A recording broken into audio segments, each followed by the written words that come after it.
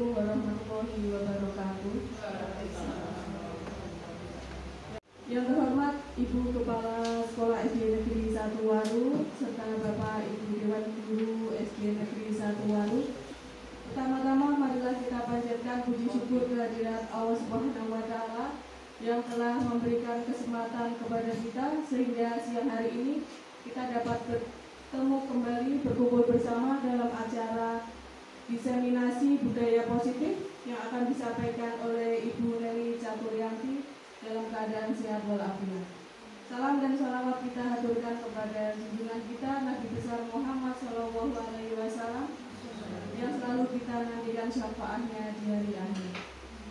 Bapak Ibu yang saya hormati, acara yang pertama adalah pembukaan, acara yang kedua adalah sambutan Kepala Sekolah SD Negeri 1 Waru, acara yang ketiga adalah diseminasi budaya positif, dan yang keempat adalah penutup. Acara yang pertama adalah pembukaan. Marilah kita buka acara diseminasi budaya positif ini dengan bacaan basmalah bersama. Terima kasih.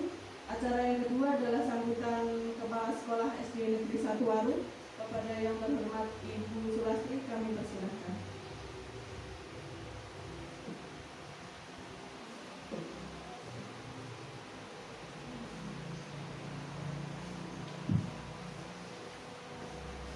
Assalamualaikum warahmatullahi wabarakatuh.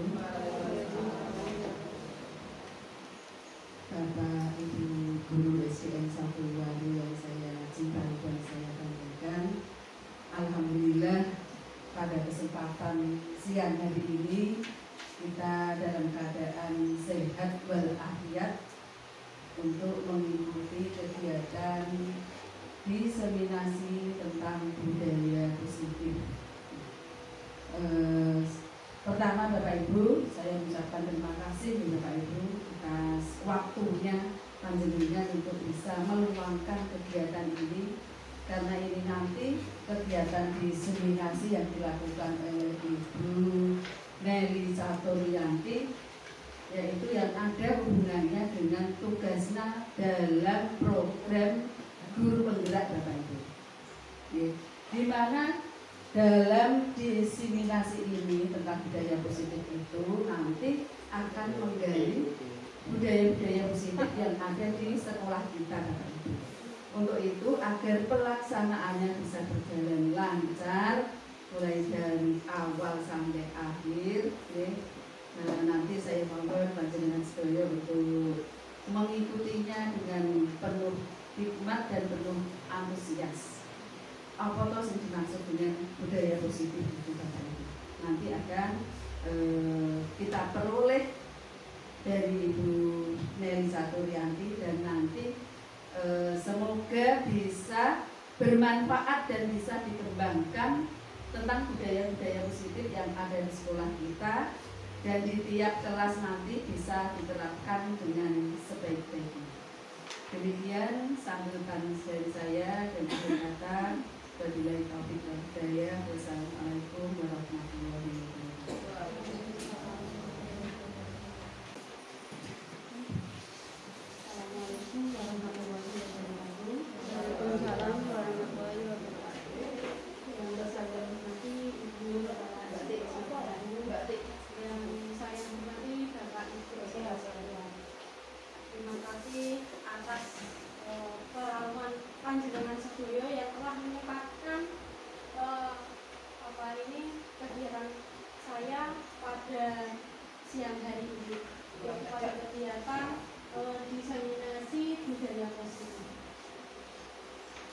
Perkenalkan, mereka ini Bapak Benny Panji Taufik sebagai fasilitator saya, dan yang sebelahnya itu Bapak Hasan Hasbullah sebagai pengajar praktek saya, dan saya sendiri sebagai CGD Angkatan 8. Sebelum masuk ke materi Bapak Ibu, tentunya ada pertanyaan tematik. Nanti Bapak Ibu bisa menjawab setuju atau tidak setuju. Yang pertama yaitu hukuman dapat mendisiplinkan anak. Setuju atau tidak Bapak Ibu? Setuju. Setuju. Ada yang memilih tidak setuju? Tidak setuju.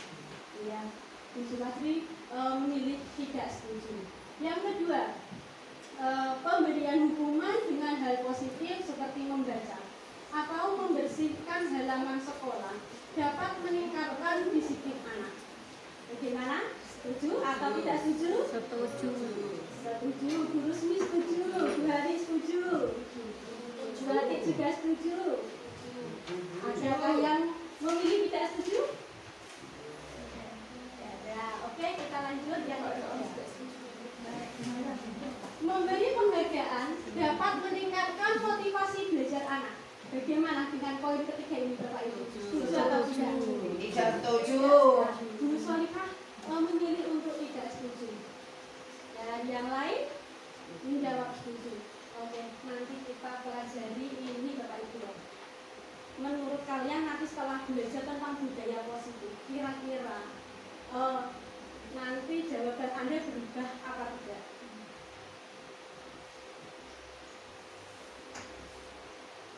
Yang bab pertama yaitu pendahuluan. Topik yang akan kita pelajari yang pertama yaitu tentang disiplin positif dan nilai-nilai kebajikan guru dasar. Yang kedua yaitu tentang teori motivasi, hukuman dan penghargaan restitusi. Yang ketiga yaitu tentang keyakinan kelas. Yang keempat yaitu tentang kebutuhan dasar manusia dan dunia berkualitas. Yang kelima tentang segitiga restitusi, tentang 5 posisi kontrol manusia. Yang keenam, nanti kita belajar bersama membuat segitiga restitusi untuk menyelesaikan masalah. Coba Bapak Ibu, ini ada kegiatan mengepal tangan. Nah, ini saya bacakan dulu ya kasusnya ya. Ada A dan B. Misalkan Anda dan teman Anda sobeklah secari kertas kecil, tuliskan benda atau sesuatu yang sangat berharga untuk Anda. Letakkan di salah satu tangan Anda dan genggam benda atau sesuatu tersebut dengan segala daya. Buatlah sebuah kepalan. Teman Anda B akan mencoba dengan sekuat tenaga dengan berbagai cara untuk meminta Anda memberikan benda tersebut. Kemudian B bisa membujuk, mengancam, menghardik, merayu, menyuap apa saja agar dapat membuat kepalan tangan Anda. Apa yang terjadi? Coba Bapak Ibu, jika ada teman Anda mengepal tangan, yang dikepal itu adalah hal yang sangat penting bagi Anda. Yang Anda lakukan itu apa? Kira-kira Anda itu membuka tangan Anda atau mempertahankan kepalan tangan Anda? Bagaimana Bu Erna? Akan mempertahankan. Oke, Bu Erna akan tetap mempertahankan. Bagaimana dengan Bu Maya? Sama Mempertahankan. Bu Rusmi bagaimana? mempertahankan. Oke, terima kasih. Ya, jadi gini Bapak Ibu, motivasi, ingat ya, motivasi itu datang dari kita sendiri, benar nggak? Ya. Anda mengepal tangan, walaupun orang lain membuat Anda ini membujuk, merayu, menghardik, kemudian menyuap Anda dengan pendirian Anda tetap mengepalkan tangan, seperti itu. Iya yang dimaksud? Ya. Nah, begitu juga dengan anak. Jadi anak itu apa ya? Dia itu tidak bisa dipengaruhi. Jika dia itu ingin berubah, maka perubahan itu dari dirinya sendiri. Seperti itu. Berikutnya, sampai sini bisa dipahami Bapak Ibu bahwa motivasi itu memang berasal dari diri sendiri, bukan dari orang lain.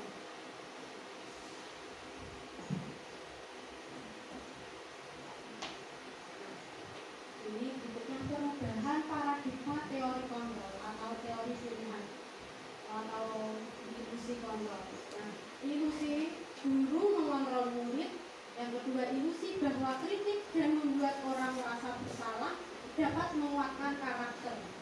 Ilusi bahwa semua penguatan positif efektif dan bermanfaat. Ilusi bahwa orang dewasa memiliki hak untuk memaksa. Kira-kira dari 4 poin ilusi kontrol ini yang sering Bapak Ibu lakukan, yang poin keberapa Bapak Ibu?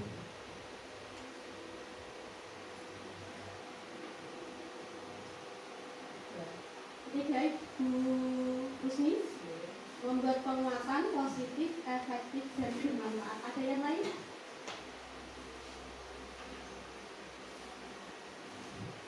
Kadang seperti ini ya Bapak Ibu, anak kita tuh merasa sebagai pendidik orang dewasa. Kadang kita memaksakan keinginan kita kepada anak, tidak? Bagaimana Bapak Ibu? Ya, kadang memaksakan kehendak kepada anak. Ya, Maya, kadang memaksakan. Ya, kita dengan tidak sadar kita itu sering memaksakan kehendak kita kepada anak. Nah, padahal anak itu kalau dipaksa, semakin dipaksa, ia semakin berontak. Seperti itu tidak Bapak Ibu? Selanjutnya yaitu perubahan paradigma, stimulus respon, teori kontrol atau teori pilihan. Siapa sesungguhnya yang memiliki kontrol? Siapa Bapak Ibu? Kontrol itu kita berusaha memahami pandangan orang lain tentang dunia. Yang kedua yaitu tentang perilaku buruk dilihat sebagai suatu kesalahan. Sedangkan teori kontrol itu semua perilaku memiliki tujuan. Yang ketiga yaitu orang lain bisa mengontrol saya. Sedangkan teori kontrol atau pilihan hanya Anda yang bisa mengontrol diri Anda. Selanjutnya stimulus respon saya bisa mengontrol orang lain. Sedangkan teori kontrol Anda tidak bisa mengontrol orang lain. Perbedaan stimulus respon untuk yang poin selanjutnya, pemaksaan ada pada saat rujukan gagal. Sedangkan teori kontrol kolaborasi dan konsensus menciptakan pilihan-pilihan baru. Kemudian model berpikir menang atau kalah, sedangkan teori kontrol model berpikir menang-menang. Selanjutnya yaitu tentang disiplin positif menurut teori kontrol atau teori pilihan menurut Dr. William Gibson. Nah, selanjutnya yaitu 5 posisi kontrol.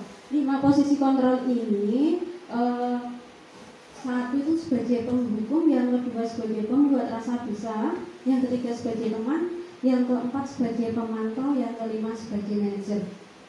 Kita sebagai guru Bapak Ibu itu sering melakukan 5 posisi kontrol tersebut. Yang kedua yaitu sebagai pembuat rasa bersalah. Saya pernah Bapak Ibu, ini sering ya, kadang itu di kelas ada anak yang aktif, hiperaktif dikatakan seperti itu. Ketika kita menerangkan, dia tidak mendengarkan, kemudian bercerita sendiri, mengganggu temannya. Dia itu pengen istilahnya diperhatikan. Kemudian saya tegur, ya lele, kamu itu disekolahkan orang tuamu bekerja sampai sore baru pulang, kamu tinggal belajar saja kok tidak mau. Nah, saya bilang seperti itu Bapak Ibu. Kemudian anak tersebut itu terus dia merasa bersalah. Nah, dengan merasa bersalah dia itu malah semakin down, tidak ada motivasinya untuk belajar karena dia merasa bersalah, kayak tertekan seperti itu Bapak Ibu. Nah, hal tersebut itu juga salah ternyata Bapak Ibu. Saya kira dulu itu dengan memberi rasa bersalah kepada anak itu anak akan berubah. Ternyata tidak. Nah, yang selanjutnya yaitu sebagai teman. Kalau sebagai teman itu efeknya apa? Anak-anak tidak akan menghormati Bapak Ibu guru sebagai gurunya, tapi akan dia seperti temannya sendiri. Jadi dia nggak ada rasa hormat terhadap guru. Yang keempat yaitu pemantau. Pemantau itu seperti ini. Ada aturan yang sudah buat. Kemudian seorang pendidik ini memantau anak ini melanggar tata tertib atau tidak, seperti itu. Nah, yang kelima yaitu sebagai manajer. Nah, yang sebagai manajer inilah yang sebagai dasar kita nanti untuk membuat segitiga restitusi. Adapun langkah-langkah kita membuat segitiga restitusi yaitu yang pertama menstabilkan identitas, yang kedua yaitu validasi kebutuhan, yang ketiga menanyakan keyakinan. Maksudnya seperti ini Bapak Ibu, kita sering menjumpai anak-anak melanggar peraturan. Nah, peraturan itu dia tahu kalau melanggar peraturan, tapi kadang kita terus menghukum. Kalau segitiga restitusi ini kita diajari untuk menyelesaikan masalah. Seperti ini contohnya kemarin yang sudah saya buat untuk anak kelas 1 yang masih tahun ajaran kemarin itu seperti ini. Ada anak datang terlambat. Ketika berdoa dia masuk. Assalamualaikum. Waalaikumsalam. Iya, duduk. Ketika istirahat saya panggil. Nak, kenapa kamu dipanggil duduk di sini? Kamu tidak? Saya tanya seperti itu. Tidak, Bu. Nah, tadi kamu berangkat sekolah pukul berapa? Pukul 7.15 seperti itu. Artinya bagaimana? Terlambat loh. Kita itu sudah melakukan menstabilkan identitas. Kemudian saya tanya seperti ini, kira-kira terlambat itu perbuatan salah tidak? Saya tanya seperti itu lagi. Nah, itu untuk kegiatan validasi kebutuhan. Dia menjawab salah, Bu. Nah, untuk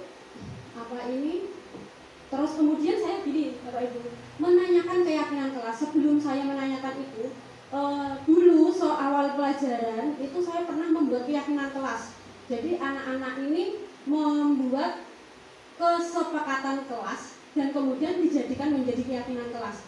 Kesepakatan kelas itu seperti tidak jauh dengan tata tertib yang ada di kelas, misalnya masuk tepat waktu, berpakaian rapi, terus keluar kelas minta izin, seperti itu. Nah, ketika saya tanya, ya Bu, saya terlambat dan saya salah, saya melanggar peraturan kesepakatan kelas tentang disiplin dan tidak tepat waktu, seperti itu. Nah, kamu terlambat, kira-kira untuk memperbaiki kesalahanmu itu apa yang akan kamu lakukan? Saya gali terus Bapak Ibu itu kesalahannya itu dan bagaimana cara mengatasinya itu. Ternyata dia itu main HP. Nah, tak tanya main HP itu sampai jam 10 malam. Terus akhirnya bangunnya dia kesiangan, seperti itu. Nah, untuk mengatasi masalahmu itu nanti apa yang akan kamu lakukan? Saya tanya seperti itu, dia menjawab, nanti saya akan tidur jam 9 Bu dan menyalakan alarm. Saya tidak akan mengulang lagi. Dengan dari motivasinya sendiri, dia menyelesaikan masalahnya sendiri. Itu proses dari segitiga restitusi. Nah, yang selanjutnya yaitu 5 kebutuhan dasar manusia. 5 dasar kebutuhan manusia itu yaitu untuk bertahan hidup. Yang kedua untuk penguasaan, yang ketiga kasih sayang dan rasa diterima, yang keempat yaitu kesenangan, yang kelima kebebasan.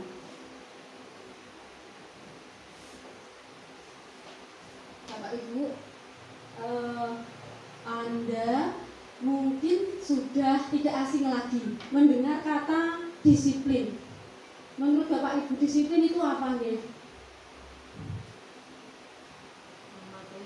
Iya, istilah disiplin itu biasanya terkait dengan mematuhi tata tertib. Selanjutnya Bapak Ibu, pada tahun ajaran 2023 tahun 2024 ini sekolah kita khusus kelas 1-2 4 dan 5 sudah menggunakan kurikulum merdeka. Apa tujuannya? Untuk mengantarkan anak menuju profil pelajar Pancasila. Adapun dimensinya yaitu yang pertama beriman bertakwa kepada Tuhan Yang Maha Esa dan berakhlak mulia. Yang kedua mandiri. Yang ketiga bernalar kritis. Yang keempat berkebinekaan global. Kelima bergotong royong dan 6 kreatif. Saya Bapak Ibu kita sharing tiap pagi anak itu saya ajak itu tepuk pelajar Pancasila. Tujuannya bukan hafal, tapi itu terus saya tanya apa yang sudah kalian lakukan dengan salah satu dimensi profil pelajar Pancasila ini. Seperti ini Bapak Ibu tepuknya. Tepuk profil pelajar Pancasila. Blok blok blok Pancasila, blok blok blok berbineka, blok blok blok mandiri, blok blok blok gotong royong, blok blok blok kreatif, blok blok blok kritis, blok blok blok siap belajar Pancasila, merdeka belajar. Kemudian saya tanya, apakah kalian sudah mandiri? Tak tanya seperti itu Bapak Ibu, sering itu.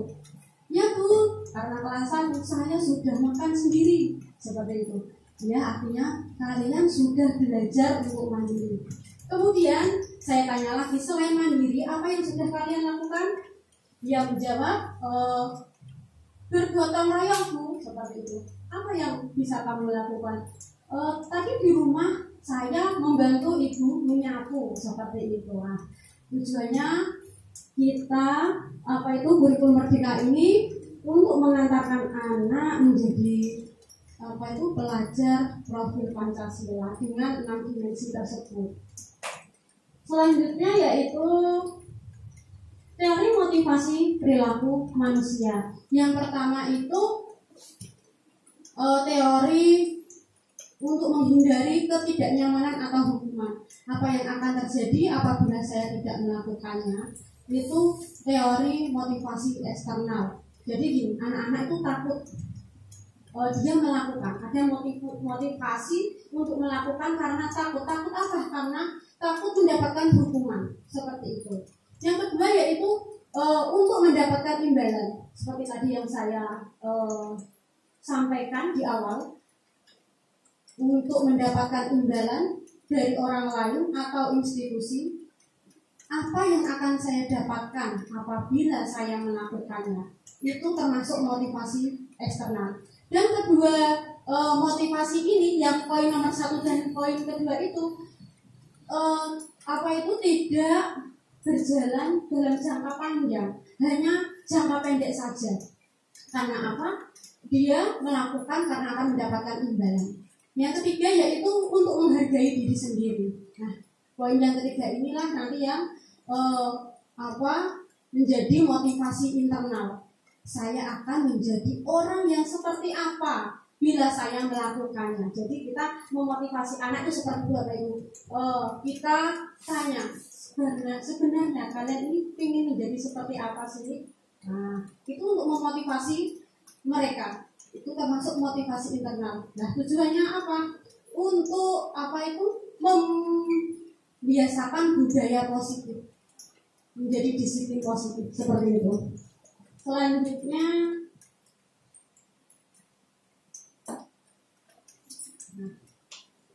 ini Bapak Ibu mengenal tidak asing lagi ya, Bapak Pendidikan Nasional kita, kata-kata merdeka, ada kata-kata merdeka. Menurut Ki Hajar Dewantara, merdeka itu artinya tidak hanya terlepas dari perintah, akan tetapi juga cakap membuat memerintah diri sendiri. Selanjutnya, hukuman atau penghargaan. Bahwa penghargaan berlaku sama dengan hukuman. Dalam arti meminta atau membujuk seseorang melakukan sesuatu untuk memenuhi suatu tujuan tertentu dari orang yang meminta atau membujuk. Dorongannya eksternal dan ada faktor ketergantungan. Beberapa dampak dari pemberian penghargaan itu menurut Al-Fikon tahun 1993 adalah sebagai berikut.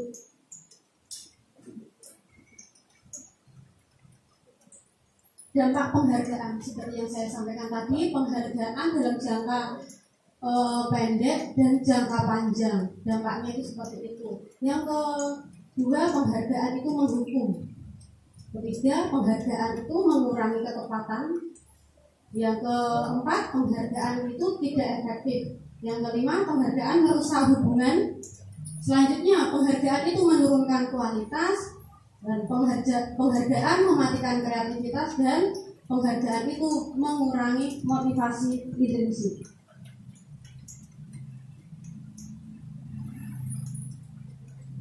Pengaruh jangka pendek dan jangka panjang menyebabkan ketergantungan seperti yang saya sampaikan tadi. Kalau ada hadiahnya ya dia melakukan, tidak ada hadiahnya dia tidak akan melakukan, seperti itu. Kemudian yang kedua, penghargaan yang menghukum. Penghargaan menghukum mereka yang tidak mendapatkan penghargaan, misalnya dalam sistem ranking, mereka yang mendapatkan ranking kedua akan merasa paling dihukum. Kenapa? Kalau saya mendapatkan ranking 1 tapi yang mendapatkan hadiah, kita seperti itu. Kenapa saya tidak bisa ranking 1? Dia merasa paling yang dihukum tadi. Kemudian yang ketiga yaitu penghargaan mengurangi ketepatan. Siapa yang bisa mengerjakan dengan cepat, maka guru beri hadiah. Ini menyebabkan murid asal-asalan dalam mengerjakan, cepet-cepetan, gambar, yang penting dapat hadiah, seperti itu. Tidak tahu jawabannya itu benar atau salah. Selanjutnya yaitu penghargaan tidak efektif. Ingin melakukan karena adanya penghargaan, jika tidak mendapatkan, maka tidak berusaha sekeras sebelumnya. Yang kelima yaitu penghargaan merusak hubungan. Menyebabkan rasa iri hati sesama teman. Penghargaan itu juga itu ya Bapak Ibu, merusak hubungan itu seperti ini. Yang dapat hadiah, mestilah itu saja, aku nggak pernah dapat hadiah, dan seperti itu. Yang keenam yaitu penghargaan menurunkan kualitas. Mereka yang menerima upah berupa uang tidak berupaya mengasah diri menjadi lebih baik. Yang ketujuh, penghargaan mematikan kreativitas. Murid-murid diminta berbicara dengan hadiah atau penghargaan yang bisa mereka dapatkan bila berhasil menulis sebuah puisi. Kreativitas kelompok murid-murid ini menjadi berkurang dibandingkan dengan yang tidak diberitahukan tentang hadiah yang bisa mereka terima. Penghargaan motivasi intrinsik. Jika kita memberikan penghargaan kepada seorang anak pada saat dia sedang merasa bangga dengan pencapaiannya sendiri, maka kita akan mengambil kegembiraan yang saat itu sedang dirasakan secara alamiah. Selanjutnya, contoh pengakuan apresiasi kebajikan. Pembuka. Kemarin saya perhatikan, terus nilai-nilai ini seperti itu. Rasa empatimu besar sekali. Situasinya pada saat menolong murid baru di kelas kita. Kemudian yang pembukanya lagi, saya menghargai kepedulianmu pada saat kamu membantu teman-temanmu di tugas kelompok. Yang ketiga, terima kasih untuk rasa tanggung jawabmu ya pada saat kamu memungut kertas-kertas yang berserakan di lantai. Itu jadi memungut kertas-kertas itu berserakan tanpa disuruh itu nilai kebajikannya itu rasa tanggung jawab. Sedangkan membantu teman-temannya dalam mengerjakan tugas kelompok, dia itu peduli, ada rasa peduli. Seperti itu Bapak Ibu. Selanjutnya coba ini Bapak Ibu, hukuman atau konsekuensi. Mencatat 100 kali di dalam buku kalimat, saya tidak akan terlambat lagi karena terlambat ke sekolah. Hukuman atau konsekuensi Bapak Ibu?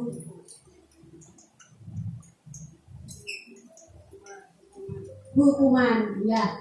Lari mengelilingi lapangan basket 2 kali karena terlambat hadir di sekolah. Hukuman atau konsekuensi Bapak Ibu? Hukuman. Murid diminta untuk push up 15 kali karena tidak menggunakan masker ke sekolah. Apa Bapak Ibu?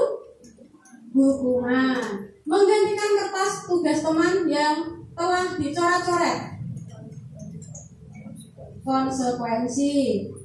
Kemudian yang selanjutnya, membersihkan tumpahan air di meja meja tulis karena tersenggol pada saat belajar. Konsekuensi atau hukuman Bapak Ibu?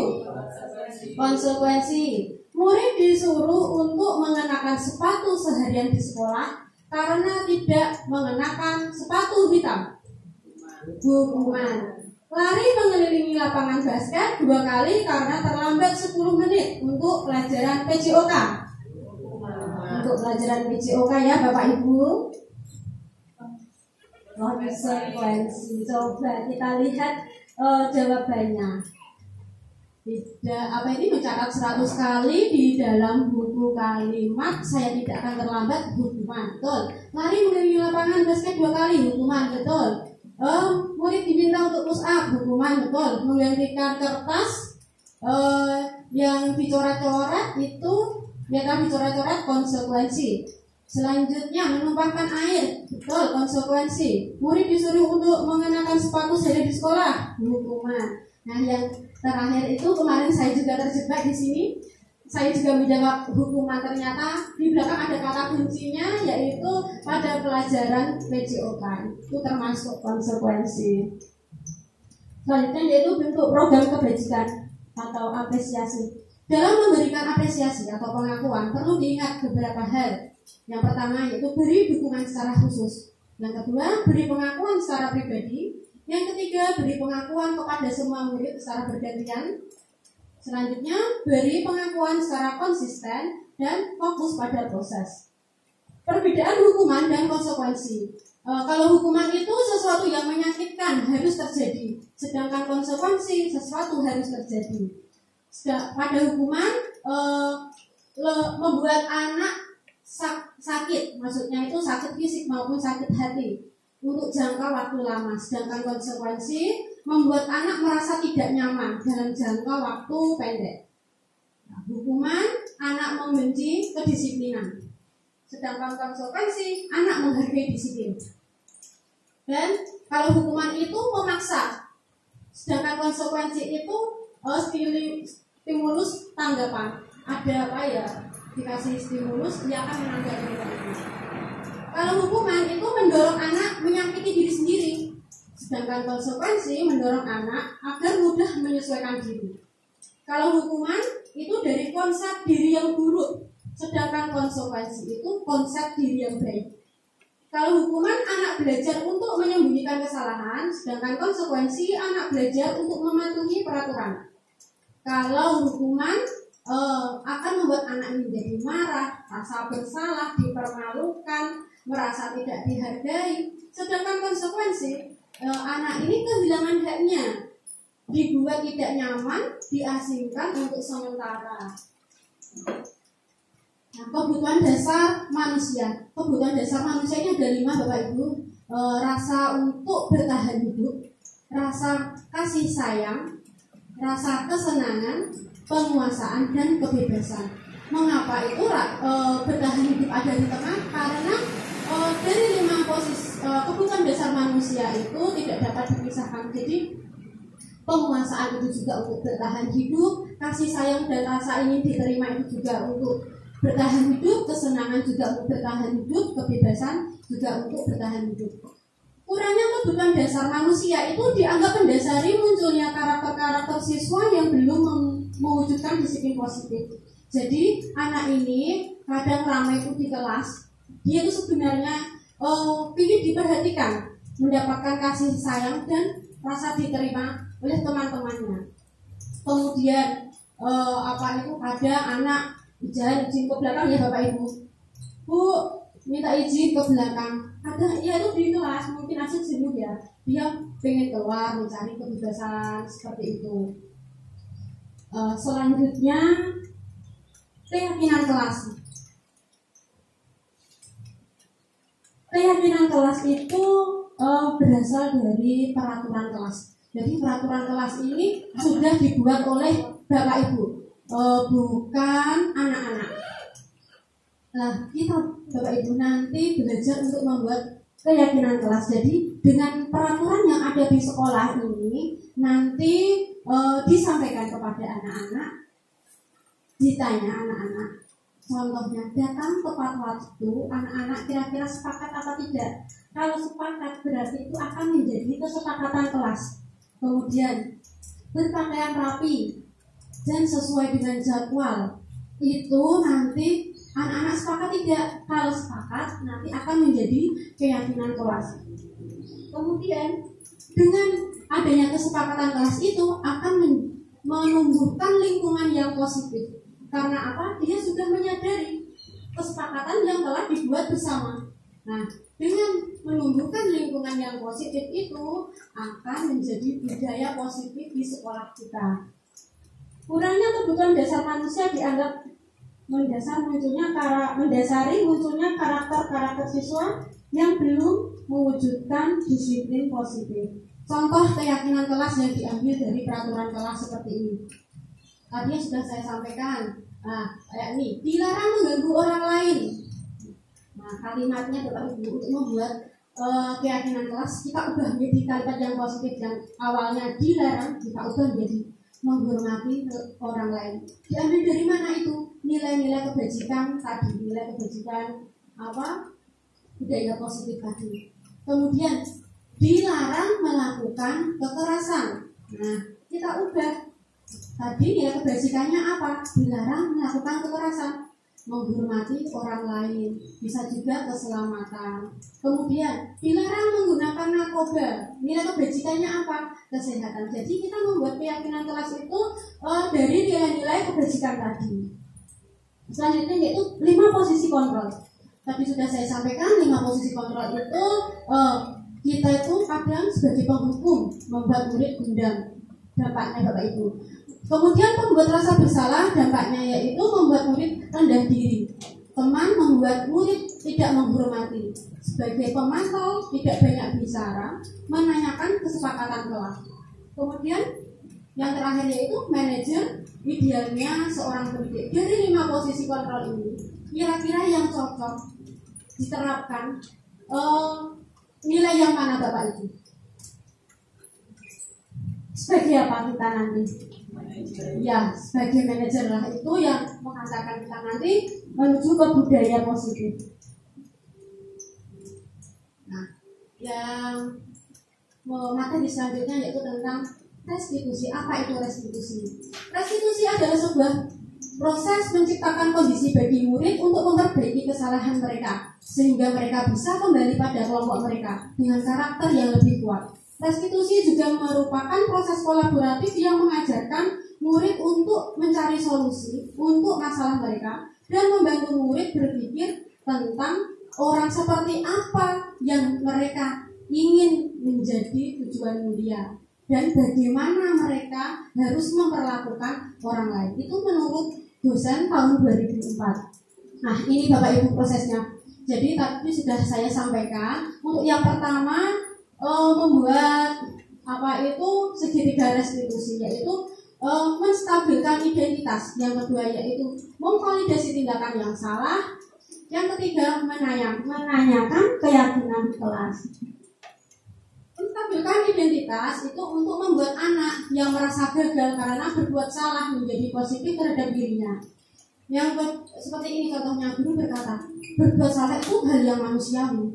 Tidak ada manusia yang sempurna. Bapak Ibu juga pernah buat salah. Kita pasti bisa menyelesaikan permasalahan ini. Bapak Ibu tidak tertarik untuk mencari tahu siapa yang benar, siapa yang salah. Bapak Ibu lebih tertarik untuk menyelesaikan masalah. Kalau kamu menyalahkan dirimu sendiri terus-menerus, apakah kamu bersikap baik pada dirimu sendiri? Nah, seperti itu Bapak Ibu. Untuk menstabilkan identitas. Yang kedua, langkah yang kedua yaitu validasi kebutuhan. Membantu murid mengenali basic need atau kebutuhan dasar yang ingin dipenuhinya ketika melakukan kesalahan itu. Pada dasarnya, setiap tindakan manusia tujuannya adalah memenuhi basic need. Apakah itu power, freedom, love, and belonging, fun, atau survival. Misalnya seperti ini, guru berkata seperti ini. Kamu bisa punya alasan mengapa melakukannya. Kamu boleh tetap berusaha menjaga sikap itu, tapi tambahkan sikap yang lain, yang baru, Maukah kamu belajar cara lain untuk mendapatkan yang kamu butuhkan tanpa harus memukul? Apakah kamu bisa melakukan dengan lebih baik besok lagi? Ditanya seperti itu. Selanjutnya, langkah yang ketiga yaitu menanyakan keyakinan. Anak melihat kesalahannya dihubungkan dengan norma sosial dan nilai-nilai yang mendasari manusia berinteraksi. Seperti ini contohnya, guru berkata seperti ini. Apa nilai kita percaya di kelas atau sekolah kita, atau bisa menanyakan seperti ini. Anak-anak, apakah kamu ingat keyakinan kelas yang sudah kita buat? Kemudian, nilai-nilai universal apa yang telah kita sepakati? Kelas yang ideal itu seperti apa sih? Kamu ingin jadi anak seperti apa? Apa yang kamu rasakan? Ketika kamu melakukan itu, kamu menjadi orang yang seperti apa? Tanyakan seperti itu Bapak Ibu. Terima kasih atas waktunya Bapak Ibu. Mungkin sudah siang sampai jam berapa ini? Hampir jam 2 Bapak Ibu. Terima kasih atas waktu yang diberikan. Semoga bermanfaat. Kita dapat menciptakan budaya positif bersama di sekolah kita. Sekian dari saya. Wabillahi taufiq wal hidayah. Wassalamualaikum warahmatullahi wabarakatuh.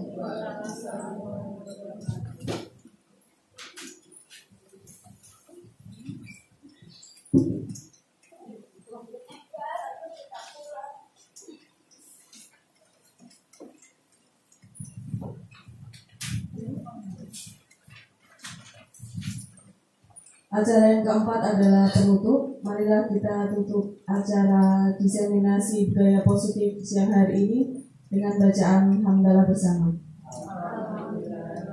Terima kasih atas waktu yang sudah diberikan.